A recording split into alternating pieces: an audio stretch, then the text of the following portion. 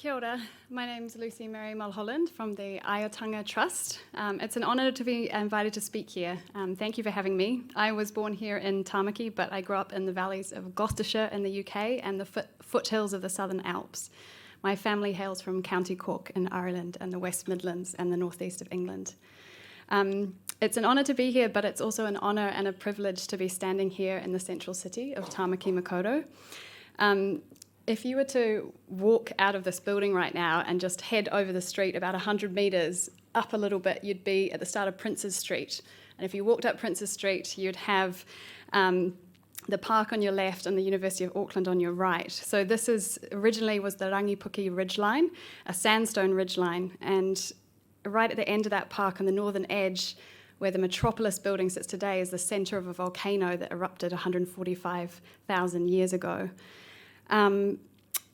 That volcano flowed down and crossed basically the river that ran down Queen Street, blocking it, creating a wetland swamp area. And of course, there's a river that still runs under Queen Street today, the Waihorachu.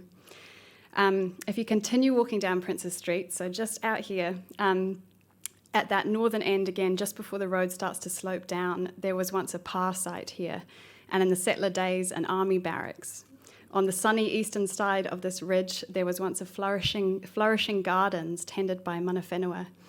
Those gardeners took particular interest in peach trees that were bought by settlers and planted a whole grove here.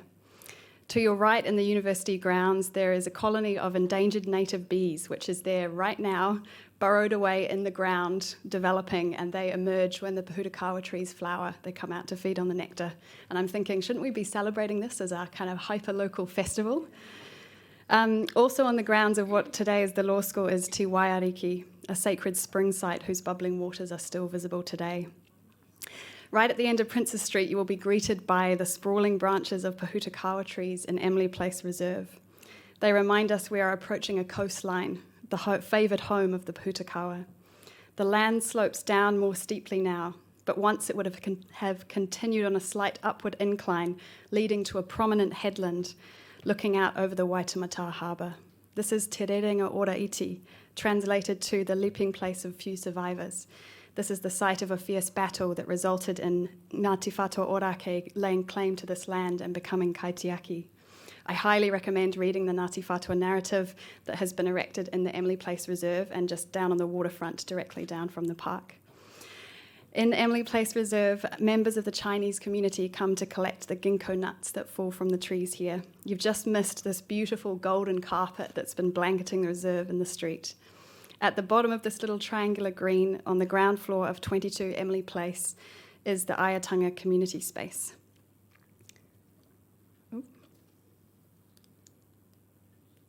It's not moving, that's okay, you can imagine it.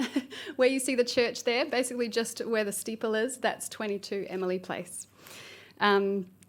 So this is where I spend most of my days. I've been working with the Aiotanga Trust now for about 6 months, and I am quickly falling in love with this neighbourhood. A mixture of long-standing residents, new migrants to the city, students, law firms, my new friend Robbie, who works at Gus Fisher Gallery on the corner of the reserve, Adam and Mick, local history buffs and passionate community builders, Livia and the many students who run a bee sanctuary just round the corner in Eden Crescent, about 100 metres away, and the many neighbours that are coming out of the woodwork keen to contribute to the evolution of this place. The trees, insects, waterways, birds and us people all participate in life here on what was once a headland, now quarried away, with the rocks making up Britomart and the wider waterfront area of modern Auckland. We are all here because in 1840, 2 men stood on this headland and made an agreement. The chief of Ngāti Whātua Ōrākei, Apihai Te Kāwau, gifted to Governor Hobson 3,000 acres of land stretching in a triangular shape from Maungawhau, Mount Eden, down to the Waitemata Harbour to establish the city of Auckland. One of the factors that greatly contributed to this decision to gift land was an aspiration, a hope that together in partnership both peoples would prosper. When this did not manifest, Apihai Te Kāwau came to regret the decision to gift land, but I often sit inside the Aiotanga community space and I think of that aspiration. Sorry. I almost feel it hanging in the air, still waiting to be realised.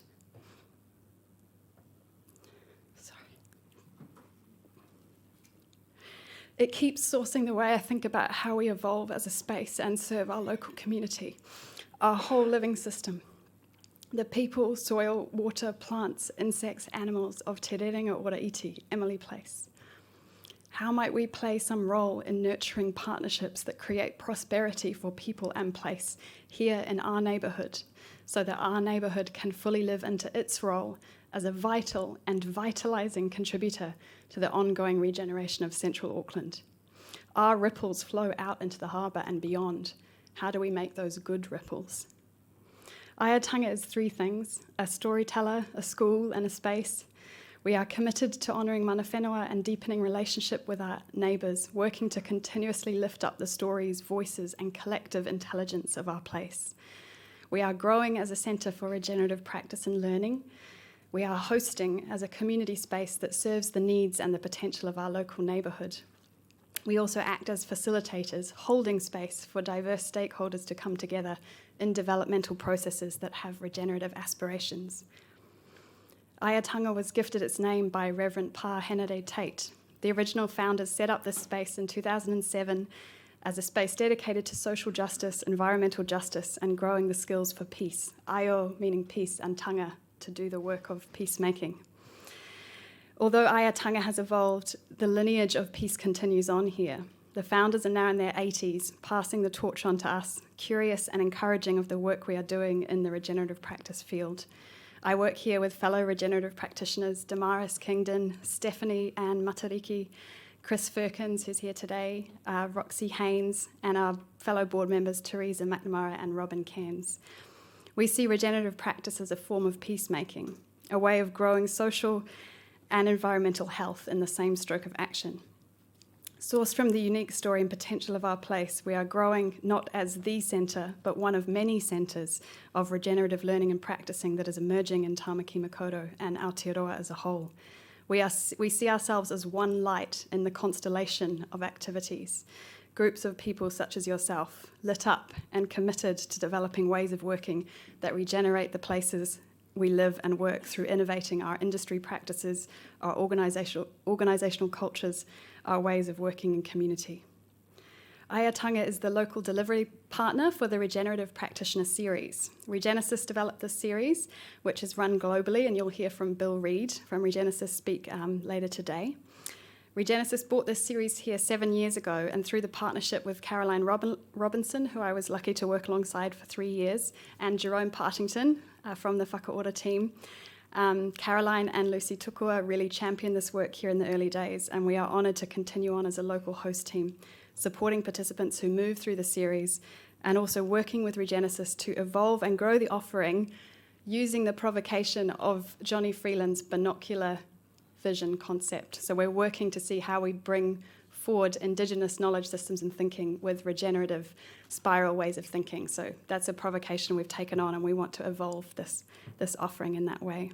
So enrolments are now open for the next series of the Regenerative Practitioner. All the information is on the website, but please get in touch. I'm always up for a chat if anyone wants to talk. Thank you for having me.